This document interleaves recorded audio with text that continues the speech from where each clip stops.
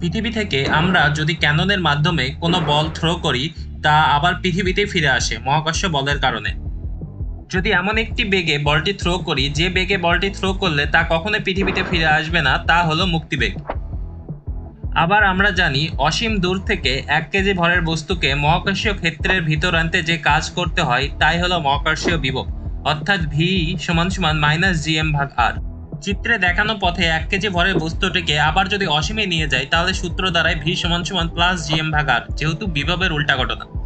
এখন যদি 1 কেজি ভরের বস্তু না হয়ে m কেজি ভরের বস্তু হয়, তাহলে জাস্ট m গুণ হয়ে যাবে।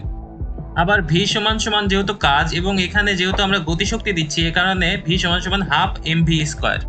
এখন যদি আমরা ফার্দার ক্যালকুলেশন করি, তাহলে আমরা পাবো ভি সমান সমান হচ্ছে √2gr।